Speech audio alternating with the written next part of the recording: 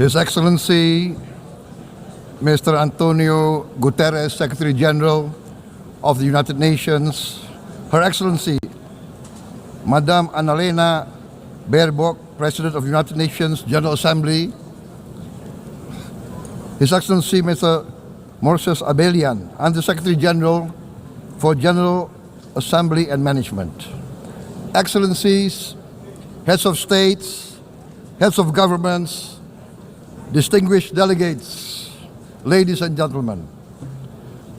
It is indeed a great honor for me to stand in this august General Assembly Hall among leaders and representatives who represent almost all of humanity. We differ in race, religion, and nationality, yet we gather together today as one human family. We are here first and foremost as fellow human beings, each created equal, endowed with unalienable rights to life, liberty, and the pursuit of happiness. The words of the United Nations Declaration of Independence have inspired democratic movements across continents, including the French Revolution, the Russian Revolution, the Mexican Revolution, the Chinese Revolution, and Indonesia's own struggle and journey to freedom. It also gave birth to the Universal Declaration of Human Rights, adopted by the United Nations in 1948. All men are created equal was the creed that opened the way to unprecedented global prosperity and dignity. And yet, in our own era of scientific and technological triumphs, an era capable of ending hunger, poverty, and environmental ruin, we also continue to face today grave dangers, challenges, and uncertainties. Human folly, fueled by fear, racism, hatred, oppression, and apartheid, threatens our common future. My country knows this pain. For centuries, Indonesians lived under colonial domination, oppression, and slavery. We were treated less than dogs in our own homeland. We Indonesians know what it means to be denied justice and what it means to live in apartheid, to live in poverty, and to be denied equal opportunity. We also knew what solidarity can do in our struggle for independence, in our fight to overcome hunger, disease, and poverty. The United Nations stood with Indonesia and gave us vital assistance. Decisions made here based on human solidarity by the Security Council and this Assembly gave Indonesia independence, international legitimacy, opened doors, and supported our early development through the efforts of the United Nations Children's Fund, the United Nations Food and Agriculture Organization, the FAO, the World Health Organization, and many, many other United Nations institutions. And because of that, Indonesia today stands on the cusp of shared prosperity and greater equality and dignity. Madam President, Excellencies, our world today is driven by conflict, injustice, and deepening uncertainty. Every day we witness suffering, genocide, and blatant disregard for international law and human decency. In the face of these challenges, we must not give up. As the United Nations Secretary General said, we cannot give up.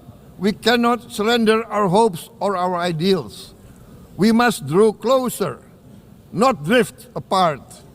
Together we must strive to achieve our hopes, our dreams.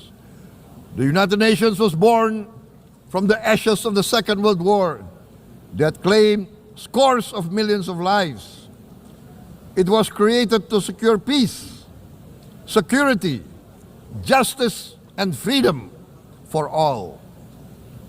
We remain committed to internationalism, to multilateralism, and to every effort that strengthens this great institution. Today, Indonesia is nearer than ever before to meeting the sustainable development goals of ending extreme poverty and hunger. Because years ago, this very chamber chose to listen and uphold social and economic justice. We will never forget. And today, we must never be silent while Palestinians are denied that same justice and legitimacy in this very hall. Excellencies, Thucydides warned, the strong do what they can, the weak suffer what they must. We must reject this doctrine. The United Nations exist to reject this doctrine. We must stand for all, the strong and the weak. Might cannot be right. Right must be right. Indonesia today is one of the largest contributors to United Peacekeeping Forces. We believe in the United Nations. We will continue to serve where peace needs guardians, not with just words, but with boots on the ground. If and when the United Nations Security Council and this great assembly decide Indonesia is prepared to deploy 20,000 or even more of our sons and daughters to help secure peace in Gaza or elsewhere, in Ukraine, in Sudan, in Libya, everywhere when the peace needs to be enforced, peace needs to be guarded, we are ready. We will take our share of the burden, not only with our sons and daughters, we are also willing to contribute financially to support the great mission to achieve peace by the United Nations. Madam President, Excellencies, I propose to this Assembly a message of hope and optimism, grounded in action and execution. Today, we heard the speech of Madam President, the President of the United Nations General Assembly. Yes, it is true what she said. Without the International Civil Aviation Organization, will we be here today? Will we sit in this great hall? Without the United Nations, we cannot be safe. No country can feel secure. We need the United Nations, and Indonesia will continue to support the United Nations. Even though we still struggle, but we know the world needs a strong United Nations. The world's population is growing. Our planet is under strain. Food, energy, and water insecurity haunt many nations. We choose to answer these challenges directly at home and to help abroad wherever we can. This year, Indonesia recorded the highest rice production and grain reserves in our history. We are now self-sufficient in rice, and we are starting now to export rice to other nations in need, including providing rice for Palestine. We are building resilient food supply chains, strengthening farmer productivity, investing in climate-smart agriculture to ensure food security for our children and for the children of the world. We are confident in a few years' time, Indonesia will be the granary of the world. As the world's largest island state, we testify before you that we are already experiencing the direct consequences of climate change, particularly the threat of rising sea levels. The sea level on the north coast of our capital city is increasing by 5 centimeters every year. Can you imagine in 10 years? Can you imagine in 20 years? For this, we are forced to build a giant seawall, 480 kilometers in length. It will take us maybe 20 years, but we have no choice. We have to start now. Therefore, we choose to confront climate change, not by slogans, but by immediate steps. We are committed to meeting our 2015 Paris Agreement obligations. We aim to achieve net zero emission by 2060, and we are very confident we can achieve net zero emission much earlier. We aim to reforest more than 12 million hectares of degraded forest, to reduce forest degradation, to empower local communities with quality green jobs for the future. Indonesia is shifting decisively from fossil fuel-based development towards renewable-based development. From next year, most of our additional power generation capacity will come from renewables. Our goal is clear: to lift all of our citizens out of poverty and make Indonesia a hub for solutions to food, energy, and water security. Madam President, Excellencies, we live in a time when hatred and violence can seem to be the loudest voices. But beneath this loud noise lies a quieter truth, that every person longs to be safe, to be respected, to be loved, and to leave a better world to their children. Our children are watching.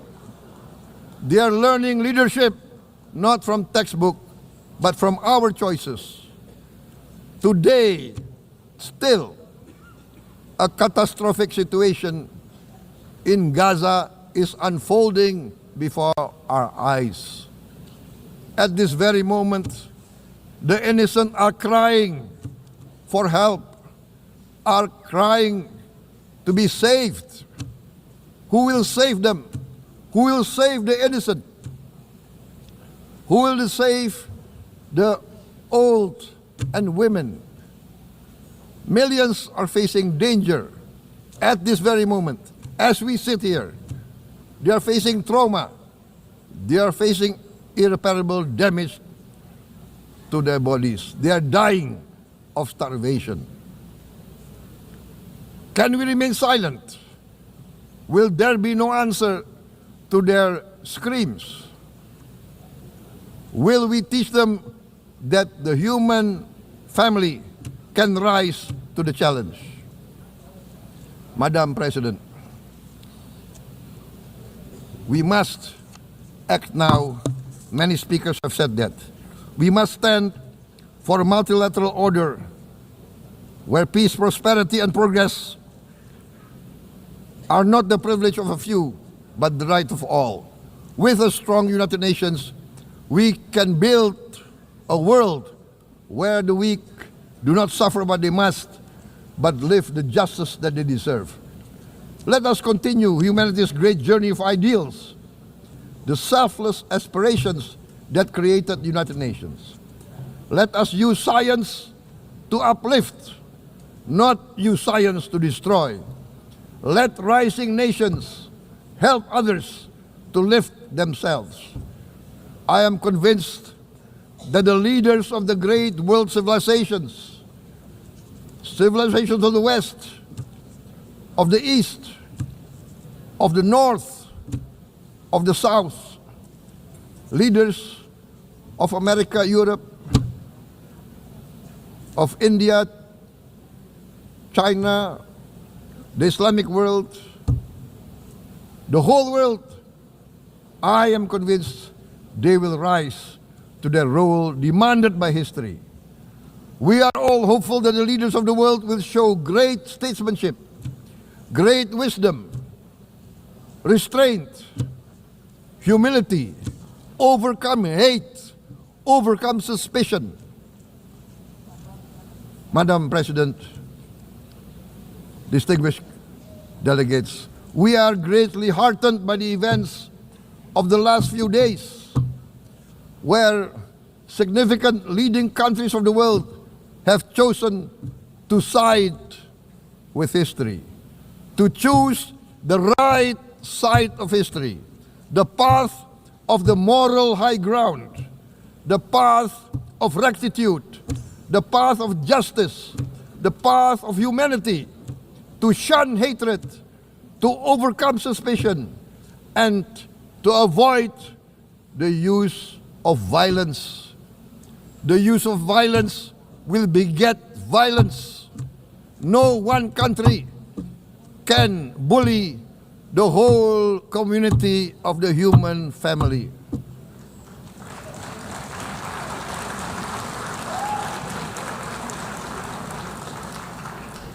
We may be weak individually, but the sense of oppression, the sense of injustice has proven in the history of mankind that this sense of injustice, this sense of oppression will unite into a strong force that will overcome this oppression, that will overcome this injustice.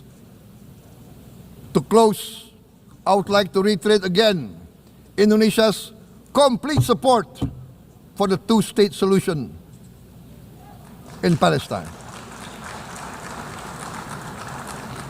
We must have an independent Palestine, but we must also recognize, we must also respect, and we must also guarantee the safety and security of Israel.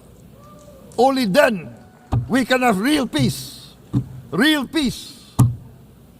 and no longer hate and no longer suspicion. The only solution is this two-state solution. Two descendants of Abraham must live in reconciliation, peace, and harmony.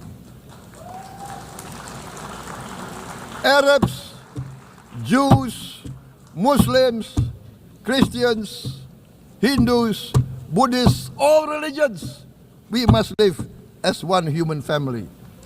Indonesia is committed to being part of making this vision a reality. Is this a dream?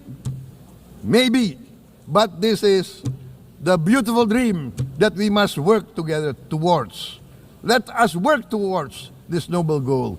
Let us continue humanity's journey of hope, a journey started by our forefathers, a journey that we must complete.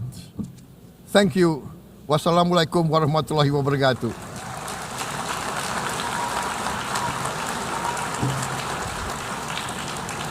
Shalom. Om Santi, Santi, Santi Om. Namo Buddhaya. Thank you very much. May God bless us all. May peace be upon us. Thank you very much. Thank you. On behalf of the Assembly, I wish to thank the President of the Republic of Indonesia,